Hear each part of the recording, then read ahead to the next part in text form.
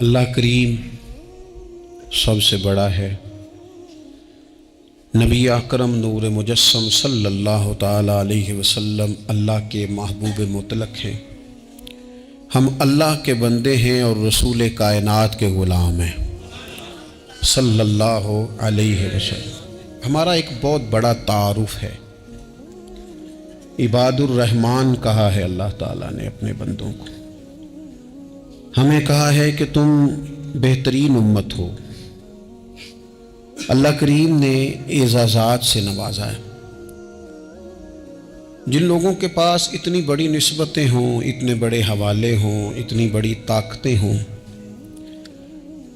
ان کے پاس ظاہری طور پر اگر لوگوں کا جتھا نہ بھی ہو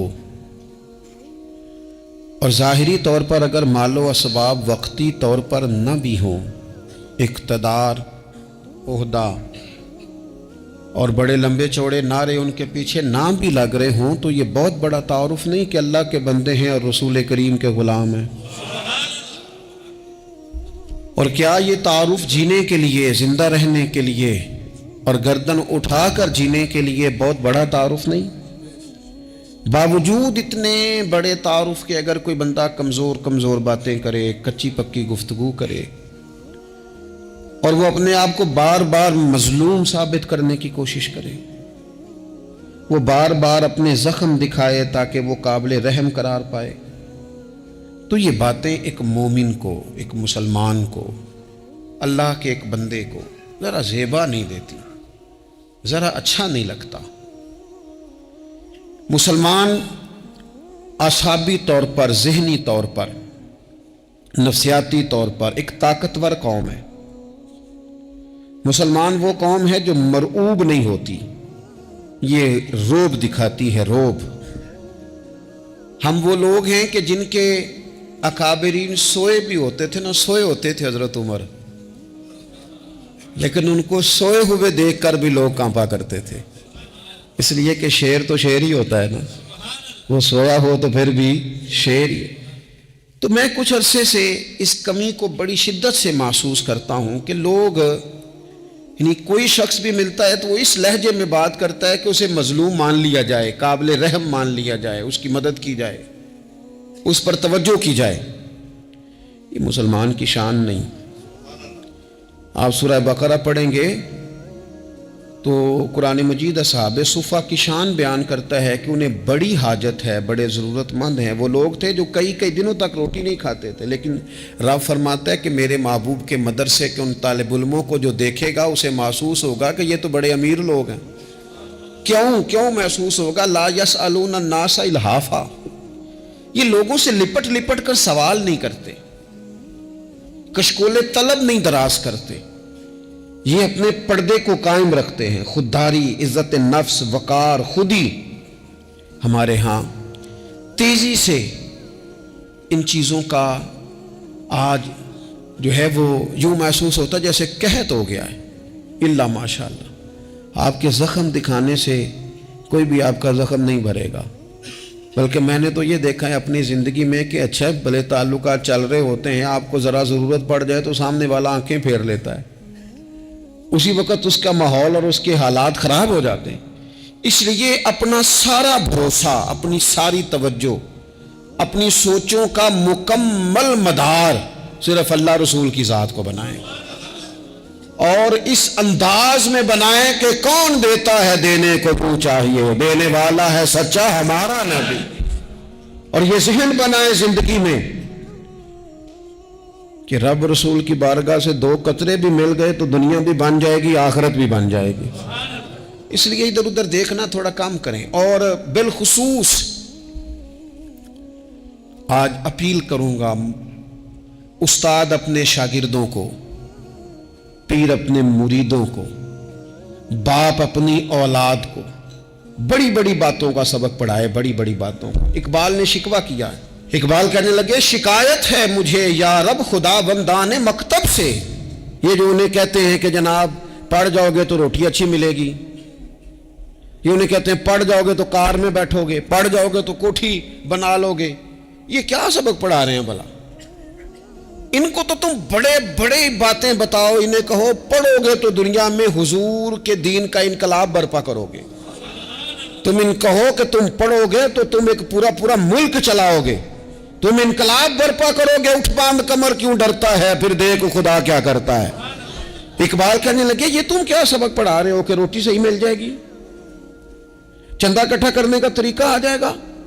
کہنے لگے شکایت ہے مجھے یا رب خدا وندان مکتب سے، سبق شاہی ہے اور بچوں کو دے رہے ہیں خاک بازی کا۔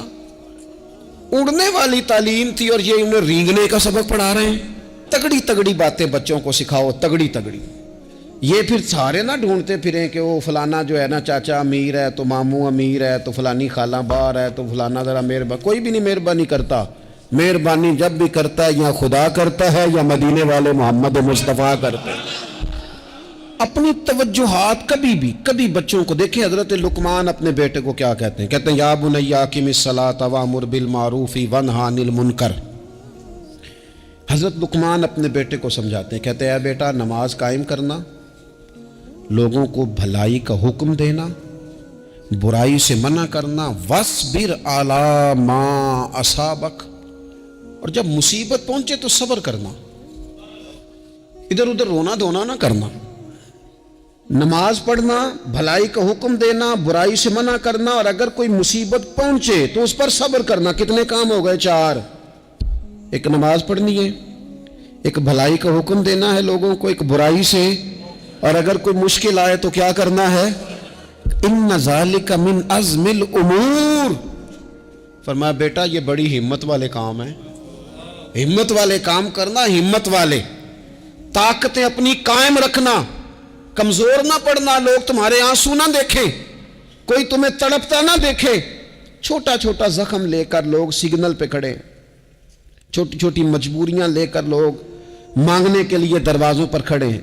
امت مسلمہ کا یہ مزاج نہیں، یہ وقار نہیں، یہ انداز نہیں۔ ہم تو بانٹنے والے لوگ، چلے مشکل آ جاتی ہے، زندگی میں ضروریات پڑ جاتی ہیں، قرضہ صحابہ بھی لے لیا کرتے تھے، لیکن یہ جو لہجے آج ہم نے اختیار کر لیے، کمزور ہو جانا، کچا پڑ جانا، غریبی کا رونا، یہ انداز اہل ایمان کا۔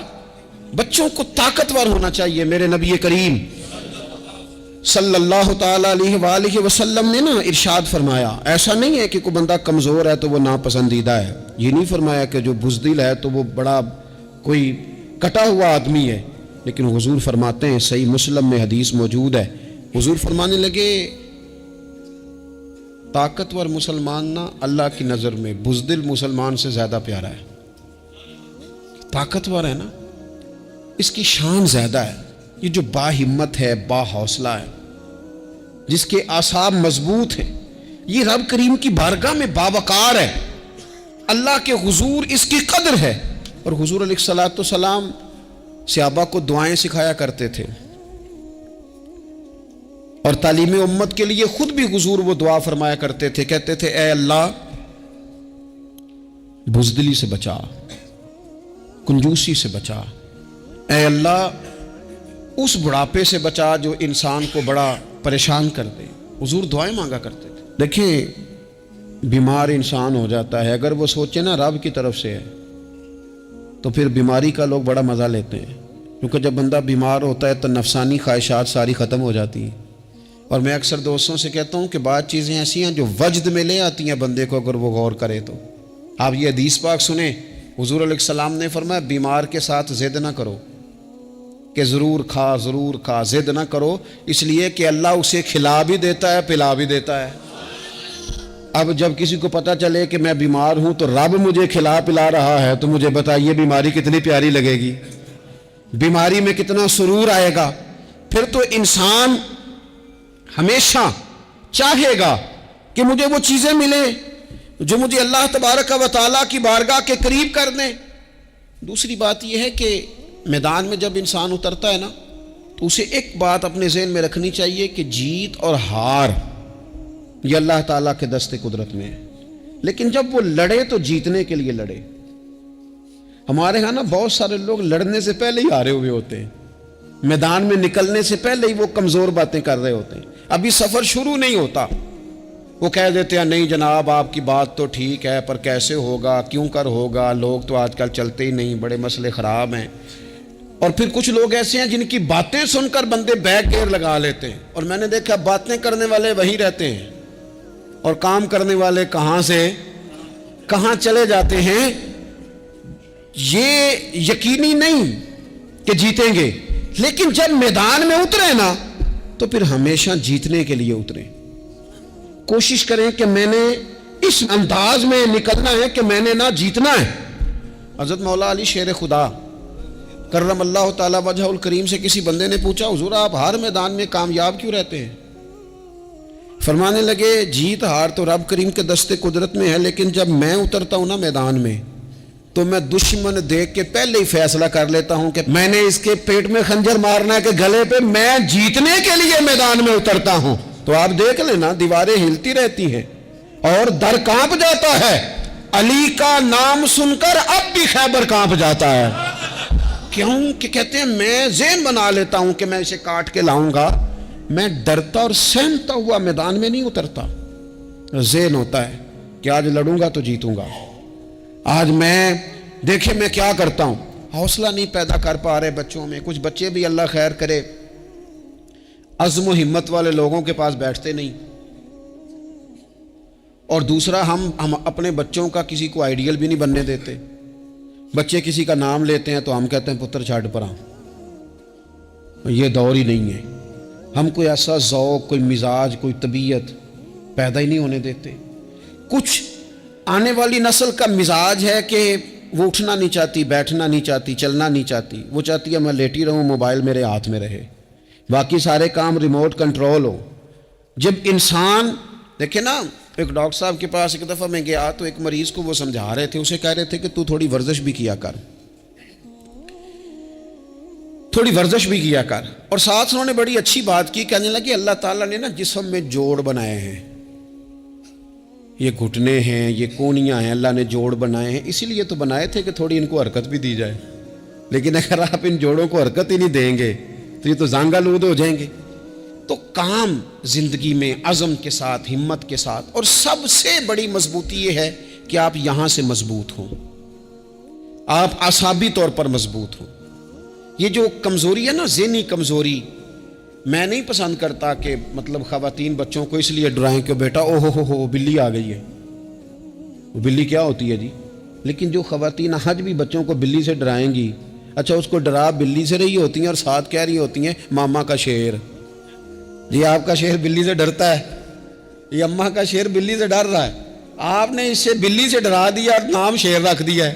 یہ کیسا شیر ہے کہ جو بلی آتی ہے تو بھاگ جاتا ہے؟ یہ ماحول مطلب متضاد ہے۔ یہ کاکروچ دیکھ کر چیخیں مارنا نا، یہ برگر فیملی ہونے کی علامت ہے۔ چھپکلی دیکھ کر نا چیخیں مارنا، یہ امیر گھروں کی علامت ہے، پڑھے لکھے لوگوں کی علامت۔ یہ کیا مذاق ہے؟ جو قوم چھپکلی سے ڈرتی ہے، کاکروچ سے ڈرتی ہے، اور جو لوگ کہتے ہیں اوہ یہ جناب یہ تو اندر میرے وہ آ گیا ٹوکا تو یہ کھا جائے گا، تو یہ قوم انقلاب برپا کرے گی، یہ میدانوں میں نکلے گی۔ بڑے خوبصورت انداز میں ویڈیو بنا کے تو اس کو شیئر کیا جاتا ہے کہ وہ جی قربانی والے دن بکرا ذبح ہو رہا تھا تو بچہ رو پڑا۔ کیا بات کرتے ہیں آپ؟ یہ جہاد کرے گا بچہ کل کو جو بکرے ذبح ہونے پہ روتا ہے؟ اعصابی مضبوطی ذہنی طور پر مضبوط کب ہوتی ہے؟ جب انسان اخلاقاً مضبوط ہوتا ہے، اس کی طبیعت وزادار ہوتی ہے، اس کا مزاج اسے مضبوط کرتا ہے۔ آپ ایک حدیث دیکھیں، ترمذی میں موجود ہے، حضور علیہ الصلوۃ والسلام نے فرمایا جب اللہ تعالیٰ نے زمین کو پیدا کیا تو زمین ہلنے لگی، تو اللہ نے پہاڑوں کو میخیں بنا کر، قلعے بنا کر زمین میں لگا دیا تو زمین ٹھہر گئی۔ فرشتے فوراً عرض گزار ہوئے کہ مالک تیری سب سے طاقتور مخلوق یہ پہاڑ ہیں؟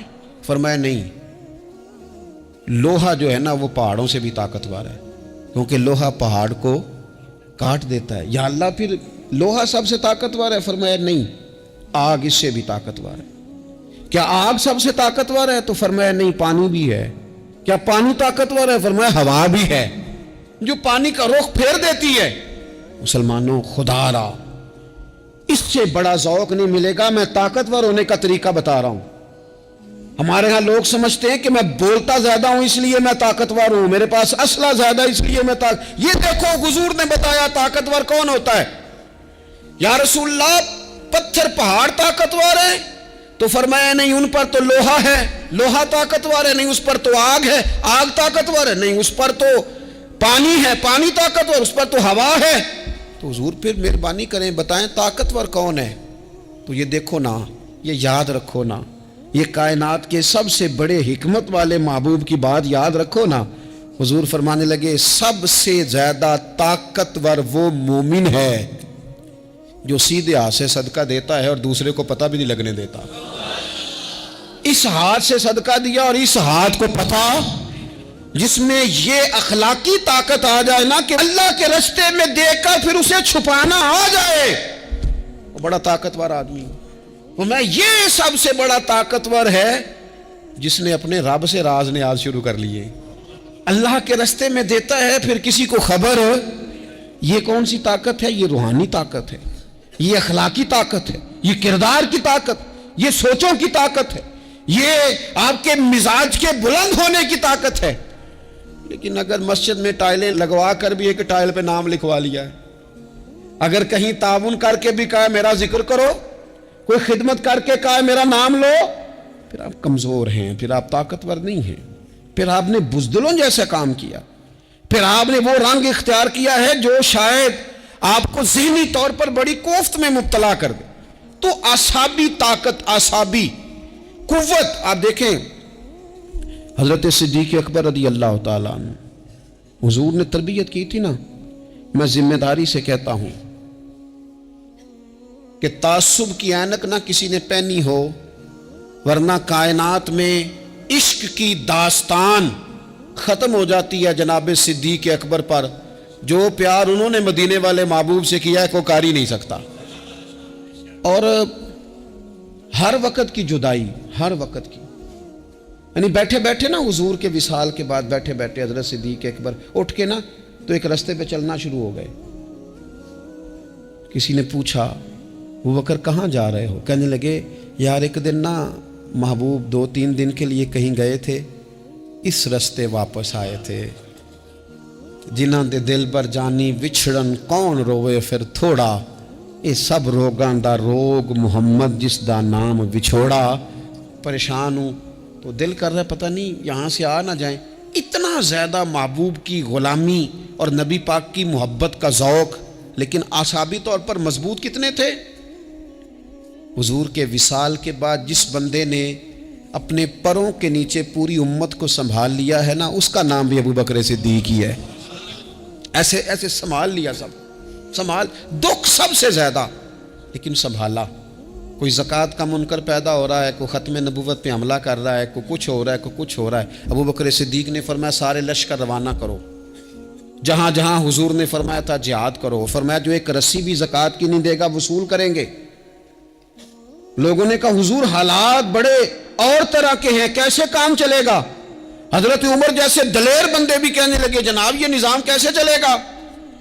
تو ابو بکر صدیق فرمانے لگے عمر تجھے تیری ماں روئے، تو بڑے مضبوط مزاج کا تھا، یہ مجھے کیا پیغام دے رہا ہے؟ فرمایا عمر یاد رکھ اگر میں مدینہ منورہ میں اکیلا بھی رہ گیا اور جنگل کے درندے میرا آ کے گوشت بھی نوچ کے لے گئے تو پھر بھی میں ان اصولوں پر کھڑا رہوں گا جن اصولوں پر مدینے والے رسول نے مجھے کھڑا کیا ہے۔ ذرا گنجائش نہیں، ہم یہاں سے مضبوط لوگ ہیں، یہاں سے ذہنی بلندی، ذہنی پختگی، یہ حسن ہے زندگی کا۔ یہ کیا بات ہوئی؟ پرسوں فیصلہ کوئی اور تھا، سویرے پروگرام کوئی اور بن گیا، کل فلانے کا مرید تھا آج مجھے فیض نہیں ملا ادھر جا رہا ہوں، پرسوں فلانے کو استاد بنا بیٹھا تھا آج میرا پروگرام بدل گیا ہے، کل میری سوچیں اور تھیں آج میری سوچیں اور ہیں۔ جو قوم ساری زندگی تعین ہی نہ کرے وہ کام کیسے کرے گی؟ جو رستے کا آغاز ہی نہ کرے وہ منزل پر کیسے پہنچے گی؟ تو کمزور باتوں سے نکلیں، بزدلانہ سوچوں سے باہر آئیں، طے کریں زندگی میں یہ کچھ ہم نے کرنا ہے۔ میں نے کہا ہے نکلیں میدان میں جیتنے کے لیے، پھر رب کی مرضی ہے، پھر اللہ کی مرضی ہے۔ ساری زندگی صحابہ پر قرض رہا، قرضے بھی رہے، خدمتیں بھی ہوتی رہی، جہاد بھی ہوتے رہے، ڈیوٹیاں بھی ہوتی رہیں, سارے کام ہی ہوتے رہے. ہمارا یہ مزاج ہے, ایک دو کھا گیا ہے ساری خوشیاں ہی گئیں, بس سارا کچھ ختم کر بیٹھتے ہیں. تو تھوڑی سی نا مضبوط دیکھیں. اچھا یہ حضرت ابو بکر کا حال ہے, تو جناب عمر کی کیفیت کیا ہے؟ کلمہ پڑھتے ہی حضرت عمر نے فرمایا یا رسول اللہ, جب آپ سچے, قرآن سچا, اسلام سچا, تو چھپ کے نماز پڑھنے کا کیا مطلب ہے؟ فرمایا ابھی تعداد ہی کوئی نہیں, 40 تو مسلمان ہیں. عرض کی حضور مہربانی کریں نا, آپ صرف اجازت دیں. 20 لوگوں کی صفیں بنا دی گئیں. ایک صف کے آگے حضرت عمر ہیں, ایک صف کے آگے حضرت امیر حمزہ ہیں. جناب عمر کہنے لگے چونکہ آپ اللہ کے رسول ہیں تو لہذا نماز بھی آج اللہ کے گھر میں پڑھی جائے گی. تو حضرت عمر بیت اللہ شریف کے بیچ کھڑے ہو کے نعرہ لگاتے ہیں, فرماتے ہیں میں عمر ہوں, تم مجھے بھی جانتے ہو, میرے باپ کو بھی جانتے ہو, تم میرا قبیلہ بھی جانتے ہو, میں نے پڑھ لیا ہے محبوب کا کلمہ. اب جس نے بچے یتیم کرانے ہو اور اپنی بیوی بیوہ کرانی ہو وہ آئے اور مجھے روکے. یہ محبوب اللہ کے ہیں اور گھر بھی اللہ کا ہے, تو نماز بھی آج اللہ کے گھر میں پڑھی جائے گی. جب تک انسان یہاں سے طاقتور نہیں ہوتا. پھر بات آئی سیدنا عثمان غنی کی. میں پہلا وہاں اونا رنداں تو جنہیں کھلی بغاوت کی تھی, ہے پورا قبیلہ اور طرف ہے. عثمان تیرے گھر میں مال ہے, دولت ہے, وزاداری ہے, لوگ سارے کیا کریں گے, والد مخالف, چچا مخالف. حضرت عثمان غنی جیسے آدمی کو پکڑ کے باندھ دیا گیا گھر میں. پر عثمان غنی کہنے لگے میں ان بزدلوں میں سے نہیں ہوں جو محبت بھی کریں اور اظہار بھی نہ کر سکیں, جو دعویٰ بھی کریں اور پھر ان کے اندر طاقت اظہار بھی نہ ہو. فرمایا تم جتنا باندھ سکتے ہو باندھ لو, تم اپنی دولتیں, حکومتیں اور اپنا جاہ و جلال سنبھال کے رکھو, ہم نے تو غلامی کا فیصلہ کر لیا ہے. اور پھر کی غلامی انہوں نے. اور جہاں تک بات ہے شیر خدا حضرت علی المرتضیٰ کی, حضرت علی المرتضیٰ شیر خدا کا تو یہ حال تھا کہ ساری زندگی میدان میں رہے. ایک دن حضور نے صرف فرمایا کہ آج آپ کو نہیں لے کے جانا, آپ تھوڑا نا میرے نائب بن کر, حضور کسی نہ کسی کو نائب بنا کے مدینے میں چھوڑ کے جائے. ایک دن صرف کہا نہیں لے کے جانا. تو حضرت مولا علی رونے لگے, کہنے لگے حضور میں بچوں کے بیچ رہوں, عورتوں کے بیچ رہوں, میری تلوار کو زنگ لگ جائے گا. حضور مجھے تو گھوڑے پہ بیٹھنا پسند ہے. اچھا میں آپ کو ایک اور بات بھی عرض کروں, پہلے بھی میں نے کہا تھا پھر کہتا ہوں, کچھ لوگ پڑھے لکھے ہوتے ہیں بہادر نہیں ہوتے. حضرت علی کے علم کا بھی کمال عروج پہ اور بہادری بھی پورے عروج پہ. زندگی نا بہادر لوگوں کی ہوتی ہے. یہ شہاب الدین غوری لیٹے ہیں یہاں سوابا میں, تو کسی نے پوچھا ان سے کہ یار آپ کہاں رہتے ہیں؟ کہنے لگے میں گھوڑے کی پشت پہ ہوتا ہوں, ہمارے بچے بڑی سونی فوٹو بناتے ہیں. ان سے پوچھیں آج کل آپ کیا کرتے ہیں, تو کہتے ہیں موبائل چلاتے ہیں. آپ کیا کرتے ہیں؟ فوٹو کھینچتے ہیں. آپ کیا کرتے ہیں؟ کہتے ہیں وہ نا مجھے ایسا عجیب مسئلہ ہے موبائل کا کہ بچوں کی نا مطلب میں کئی دفعہ سوچتا ہوں کہ اگر انہیں کچھ 4 گھنٹے موبائل سے علیحدہ رہنا پڑا نا تو ہو سکتا ہے کہ ان کو ڈاکٹر کو بھی دکھانا پڑ جائے, اتنی کو بری حالت ہو گئی. مجھے ڈھیر سارے دوست کہتے ہیں جی آپ ٹیلی فون پہ ملتے نہیں. میں نے کہا میں پہلے ملا کرتا تھا جب تک لوگوں کی جیب میں موبائل تھا, جب سے لوگوں نے ہاتھ میں پکڑ لیا نا تو پھر تو ایک دن میں 100 نمبر ملتا ہے, تو پھر آپ کیسے موبائل پہ رہیں گے؟ پھر تو ایک ہی کام ہے, یا فون سنیں گے یا کوئی اور کام کریں گے. تو تھوڑی سی ہمت والی زندگی گزاریں. بزدلانہ باتیں, کمزور باتیں ہمارے بچوں کو بھی کمزور کر دیں گی. یہ کچھ نہیں کر سکیں گے. حضرت سیدنا عبداللہ بن زبیر رضی اللہ تعالیٰ عنہ, یہ مدینہ منورہ میں پیدا ہونے والے سب سے پہلے بچے ہیں. حضرت سیدنا ابوبکر صدیق رضی اللہ تعالیٰ عنہ کے نواسے ہیں.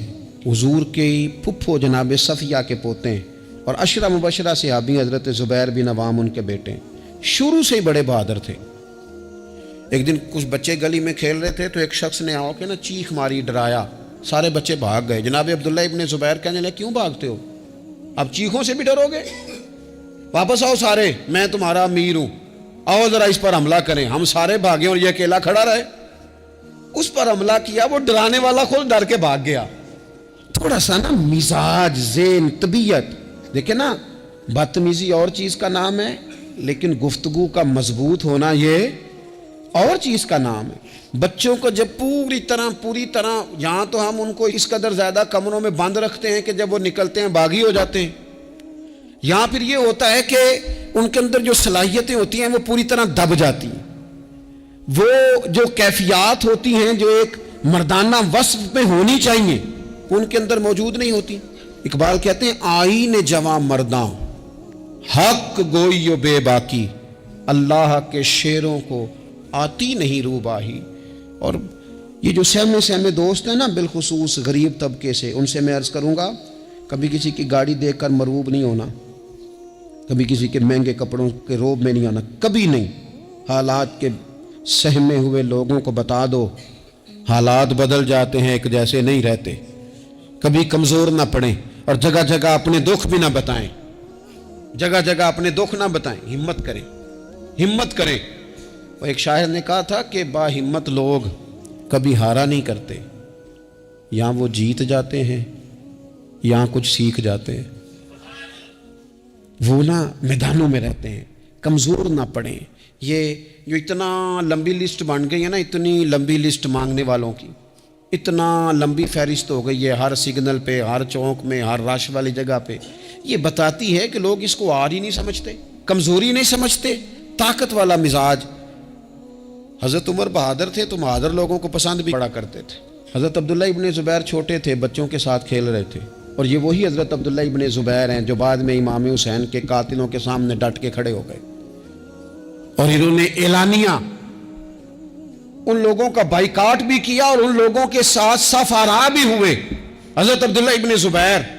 اور فرماتے ہیں کہ میری ماں 90 سال سے زیادہ عمر تھی حضرت اسماء بنت ابی بکر کی، جب میں نے انہیں کہا نا اماں وقت آ گیا ہے شہادت کا، تو میری اماں مجھے کہنے لگی پتر میدان میں رہنا، میدان میں بکرے کو ذبح ہوتے وقت تکلیف ہوتی ہے، جب اس کی کھال اتاری جائے پھر کوئی تکلیف نہیں ہوتی، ایسے ہی کمزور نہ پڑنا۔ ہمارے ہاں تو لوگ کہتے ہیں نا پتر اندروں کنڈی لے لا، ساڑی نہیں لڑائی، وہ جب ہمارے گھر آگ آئے گی پھر اسے ہم بند کریں گے، ابھی نہ تو بالکل باہر نہ نکلنا۔ کیسے قوم آگے بڑھے گی؟ جرتیں کیسے پیدا ہوں؟ اور جو کچھ کہہ نہیں سکتے وہ منوائیں گے کیسے؟ جو بات کرنے کی طاقت نہیں رکھتے وہ اپنا منوائیں گے کیسے؟ حضرت عبداللہ ابن زبیر رضی اللہ تعالیٰ عنہ اپنے دوستوں کے ساتھ گلی میں کھیل رہے تھے، جناب عمر فاروق آ گئے۔ حضرت عمر فاروق کا جلال تھا، بچے ان کو دیکھ کے دوڑ گئے، حضرت عبداللہ ابن زبیر کھڑے ہیں۔ حضرت عمر قریب آئے، کہنے لگے پتر آپ کیوں نہیں دوڑے؟ حضرت عبداللہ ابن زبیر چھوٹے سے ہیں، کہنے لگے جی کیوں میں دوڑتا، میں نے کوئی جرم کیا ہے؟